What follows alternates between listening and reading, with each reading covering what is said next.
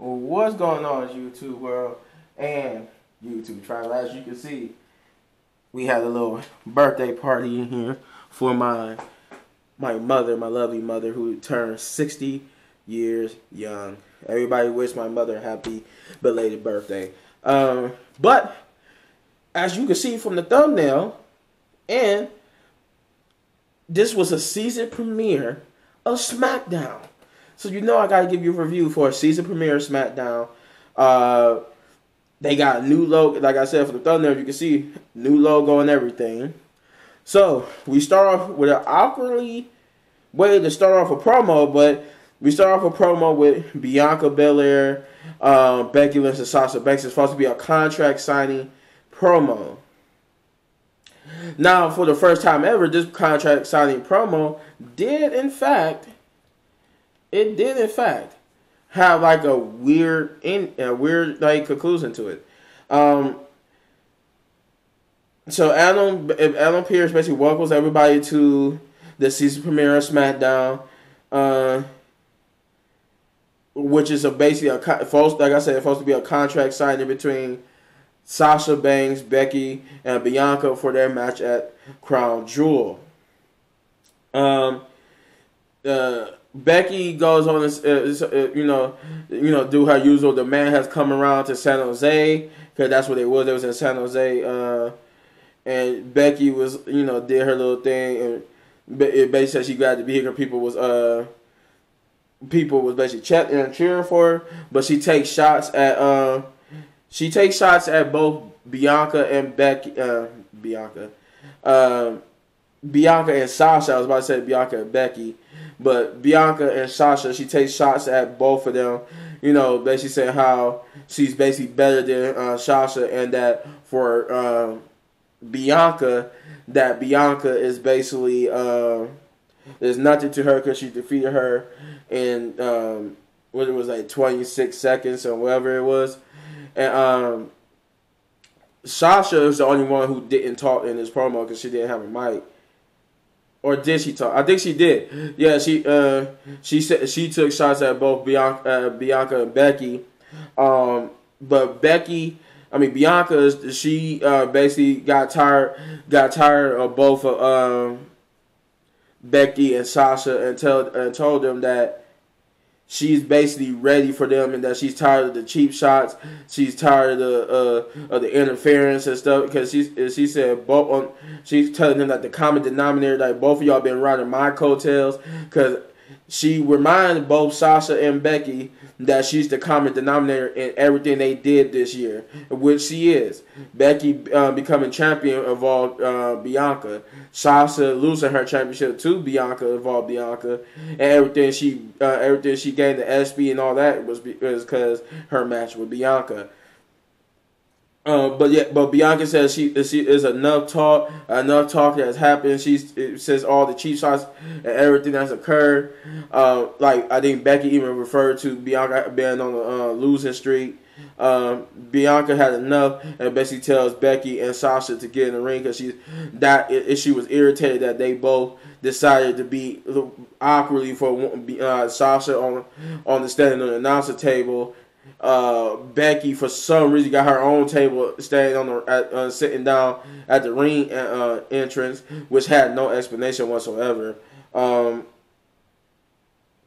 Bianca was going to throw the chair, but I think one of the chair legs and stuff got caught on the rope, so she had to readjust herself and continue to throw the chair out the ring. And frustration, which kind of did hurt the whole promo, but I gave her a pass because it got caught on the ring ropes. Things happen, so I don't count that against her. But yeah, Bianca throws the chair out the ring. Becky said, "Oh, you want to throw chairs and stuff? You think you big and bad and tough? But remember, if you're so tough, you big and bad and tough. But I'm the one who beat you in 26 seconds." Then she flip over the table and start jaw jacking with Bianca and walking towards the ring. But Bianca, like a newbie, would take her eyes off of Sasha for too long. Sasha would get in the ring and blindside her cheap shot, which caused the fight to break out between all three women.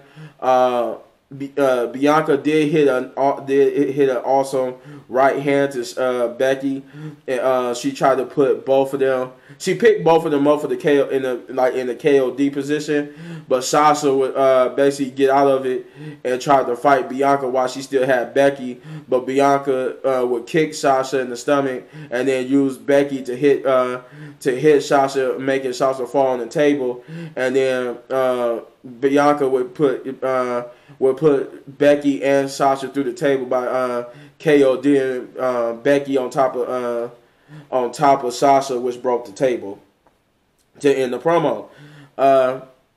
Nice promo. It was a weird but nice promo. We got the first match of the night, which is the King of the Ring round 1, Rey Mysterio versus Sami Zayn. I think like the other King of the Ring match of the night was like Cesaro versus Finn Balor, but we get to that in a minute. This match was okay. The Rey and Sami put on a good match. This was a good opening match. It kind of made up for that weird promo in the beginning, but it put on a good match. I thoroughly enjoyed it. But your winner would be Sami Zayn, who will face the winner between Finn Balor and Cesaro next week. Then we got a draft update because some of this stuff I might have mentioned, some of this stuff I know I didn't mention. Like the reason why I call this like a draft update is because they showed a graphic of all the members who got drafted to Smackdown, and some of the people I'm about to talk about I didn't mention, or I might have mentioned. I either didn't mention or might have mentioned because that's the only people I put on this list. There's an update list that for the people I either didn't mention or might have mentioned. Aaliyah, as you remember, Aaliyah got called up from NXT to Raw, but she's still yet to make her main roster debut. So, but apparently, Aaliyah was drafted to SmackDown. I'm trying to see. Drew Gulak was drafted from Raw to SmackDown. I might have said Mason Mansoor, and Ali. I might have said Mansoor and Ali in my previous videos, but if I did, I'm sorry. If I didn't, Mansoor and Ali got drafted to SmackDown, and I might, like for Mace too. I might if I didn't mention it last week. I'm sorry if I didn't. Mace from between the other tag team, Mace and T-Bar, got drafted to SmackDown, and Toni Storm was drafted to SmackDown, which means she would stay on SmackDown. Yeah, I just wanted to give that little update to you because I know some of these people I didn't mention because I didn't find out until like after I did that video that where these people, where some of these people was rumored what these people was going, and then this episode of SmackDown confirmed that rumor that the people I just mentioned was indeed going to SmackDown. Yeah. So we move on after that to what is this? Was that yeah. So after the little draft update, we got the in defense of Seth Rollins promo. Seth Rollins is asked by Caleb Braxton is basically did he feel like he crossed the line when he broke into Edge's home, Edge of Beth Phoenix' home. Was that last week? Yeah, last week on SmackDown. And he said that he said that surely would like the perpetration or they basically the narrative would be that he crossed the line, but he said but hearing me for a moment, then he run down what led to that. He said that after everything he went through, being embarrassed or humiliated by Edge, and then finally overcoming that to beat Edge at Madison Square Garden. And then with all that, he said he beat. He said that how he beat Edge in a legal match with a legal move, and yet he still somehow he not praised for it. Nothing like that. He's demonized for it and called a monster and all that type of stuff. But he said, fine, that's all that out the window. With it being a bigger man, I came out here to challenge Edge to a match so we could settle it once and for all if we were. Who was the better man was, and he says that he did for weeks. He didn't hear anything, so he did what any sane man would do. He went to Edge's house to get that answer for himself. And so he said, so in the end, no, he doesn't feel like he crossed the line. But then he goes to say he don't. But the more he think about it, he don't know why he's telling this to Caleb Braxton, because as Caleb Braxton has no power or sway, and that he's going to go if she excuse him, he's going to go find somebody who does have the power to make this happen. We will get the second match of the night, which is the Queen's Crown or Queen of the Ring round one tournament, which is Zelina Vega versus Toni Storm. This match I was glad that Toni Storm got some sign here, because I'm like, good that we got to see Toni Storm in the actual match again. The problem was this match didn't go on too long. This match was like, what, 2 minutes? It was like 2 minutes, and Zelina Vega won. I'm like, what? Why would you pick here for Zelina Vega to win? Zelina Vega should have lost this match, and Toni Storm should have won and went on. But apparently, for some reason, they thought it was a good idea to have Zelina Vega win and Toni Storm lose, which already, because she haven't had that much TV time, already hurts her momentum even more, and going to keep making her fade more and more to the back. But in surprise twist I didn't see coming, Zelina Vega is your winner, and she will face the winner. She moves on to the semifinals and will face the winner between Liv Morgan and Carmella. That was oh man. So we got a Roman Reigns promo. Roman Reigns tells San Jose to acknowledge him like he always does. He then talks about how Paul Heyman had basically one job to do, which is to go make sure that on Raw that the Usos got drafted to Smackdown, and he said he did do that. So he asked San Jose to acknowledge Paul Heyman. But then he said, as my wise man, that's what I want you to do, Paul. I want you to be wise right now and admit to me. And I think he got interrupted by a Suplex City chant, which he goes, silly San Jose. I thought he was about to go silly San Jose. Suplex City is for kids. I thought he was about to do that, but he said silly San Jose. And Suplex City don't exist. He said only the Iron Irrelevancy does. But then he said, now back to what the tribal chief was about to say, and basically said that he wants Paul Heyman to admit that he basically had something to do, to tell the truth and admit that he had something to do with Brock Lesnar being a free agent. But Paul Heyman goes into this long-winded promo about how why would he's not a stupid man, and he wouldn't never ask a stupid man to be his wise man to the counsel to the tribal chief, and that why would he pick now to betray him? And he gives him an example that if I was going to betray you for Brock Lesnar, wouldn't it be more obvious or more sensible that I would continue to counsel you and give you a strategy on how to beat Brock Lesnar, only to leak that information to Brock Lesnar so that he knows the game plan and use that to beat you. Wouldn't it make sense to pull the trigger there at Crown Jewel than to do it right now? That don't make sense. I'm not stupid. And that he basically pledges allegiance to Roman Reigns, and then Roman's like, he stops him. He's like, I don't want you to tell me. I want you to look at that camera and tell Brock Lesnar. He said, "Oh, don't worry." I forgot almost before I get out of this promo. I think he also said he loved Paul Heyman, but that Roman said, "I love you, Paul." He said the Usos, my cousins, love you. I think he said that earlier in the promo before he asked him to admit the truth. But yeah, he said, "Oh, don't worry, Paul. I will protect you because I can."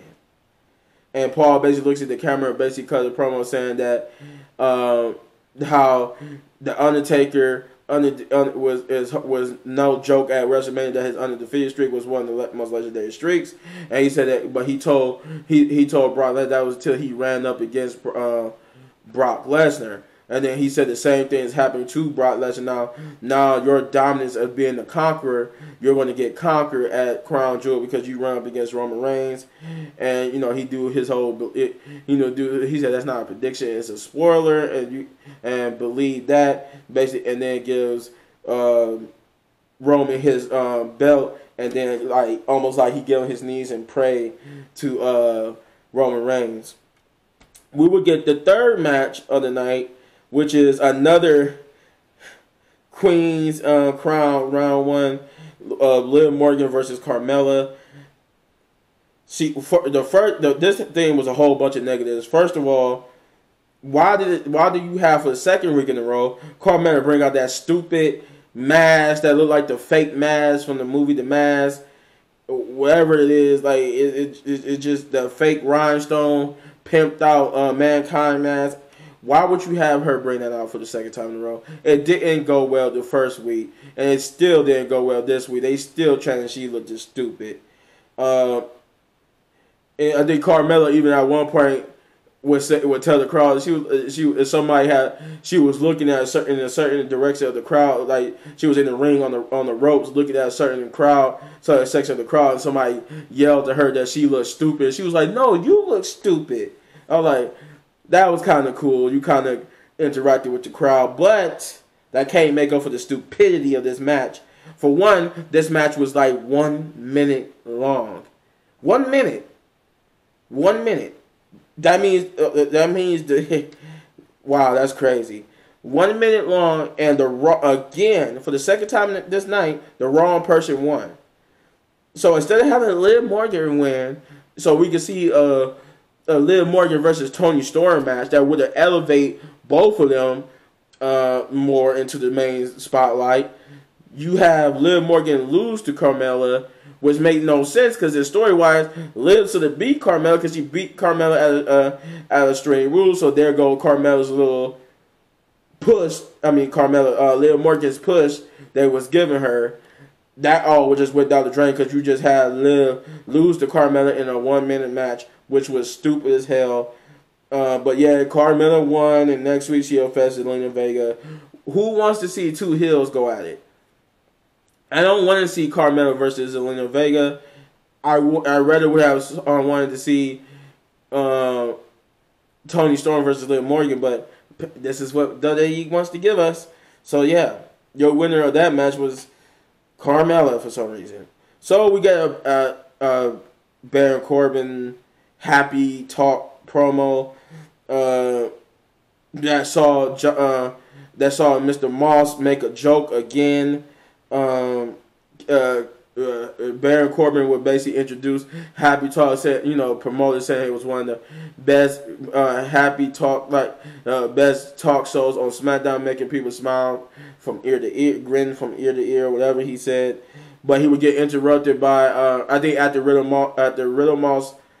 Riddick Moss said that joke, KO would come out and try to beat up on Moss, and then turn his attention to Baron Corbin. And then once he turned his attention to Moss, he would try to give a stunner to Moss, but only for Moss to push him into Baron Corbin. And Baron Corbin would, I forgot what he did, but he would get the better of Kevin Owens, and they would throw Kevin Owens, Irish rip him into the turnbuckles, making him do a Shawn Michaels thing like he always do, where he almost flip on the turnbuckles and stuff like that. But yeah, that was the Happy Talk promo. And the messed up thing about it, the funny thing about it, the guest on the Happy Talk was supposed to be the Street Profits, and they basically didn't show up at all. So we got the main event match of the night, I should say, the main event match, which was King of the Ring round one match, Cesaro versus Finn Balor. This match was a good match. This was not a bad match at all. Just like with Rey Mysterio and Sami Zayn, this match delivered. Finn Balor and Cesaro hit some big moves on each other. Man, it was an exciting match, and it had me very glued to it. And your boy Finn Balor did get the win. Now, I don't understand why they didn't take the cues from this, but the people who won the King of the Ring matches was okay. For whatever this Queen of the Ring stuff was, and this was your first time, you pretty much botched this whole thing. There was I forgot there was some promos. There was a promo with before we get to the last segment of the night. Before we get to the last segment, there was some promos like Seth Rollins telling Adam Pearce and them that he's going to go to the ring and hold the last bit of the show hostage until he gets answers from Edge. And then there was a promo with Sonya Deville and Adam Pearce with Naomi. And Naomi would tell Sonya that she was supposed to have a match. Why haven't she had a match? Or why was she in the Queen's Crown tournament? And she said honestly, I don't have to answer. Sonya tells her I don't have to answer you, but honestly, because you don't worth it, you suck. She said I'm a 2-time Smackdown Women's Champion. She said she basically shrugged like she don't care. And then Naomi would ask Adam Pearce to be traded back to Raw so she could participate. And he tried to tell her like, hold on, no, we could work something out. And she said, no, we're not done with you. She said you will be having a match next week. And the match is she basically Sonya Deville made a match for Naomi versus herself next week on SmackDown. I'm like, okay, that was actually cool. So last bit of the show was Seth Rollins' main event promo, where Seth Rollins basically begged Edge to come out and give him his answer, telling him he can have any match he wants, and telling yeah, you can have any match you want. It could be a ladder match, a street fight, no holds barred. He said we can even have a match in your living room. But he continues to egg Edge, telling him that since Edge haven't came out, he take that as an omission, that he's better, that he's not Edge light, and that he's better than Edge in every conceivable possible way, and that he's letting everybody down, including his fans and his family and his little girls. But Edge will finally show up in the middle of Seth Rollins taunting. A fight would break out. And to the point where Edge, Pat McAfee got caught up in the crossfire. Edge would basically break the little chair leg off the chair and try to put him in the crossface, but Seth Rollins would get away, only for Edge to tell him that me, you, Hell in a Cell to end the promo. And apparently this is going to be at Crown Jewel.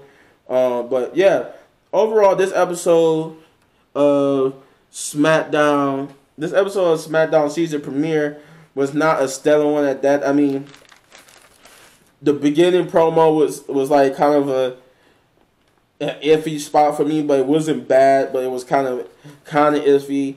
But the short sights of the both matches in the Queen of the Ring matches, and was basically like the most horrible matches of the night. That's why I would give this episode 8 big ups, just because it was okay, it was decent. Well, I won't say it was the worst, but they should have did way better, and they really need to treat people who's not the 4 horsewomen of Becky, Charlotte, Sasha, and Bayley better. But let me know in the comments what you thought. If you feel the same way, let me know in the comments below. And if you enjoyed this video, hit that right there in the upper right corner for all my WWE reviews.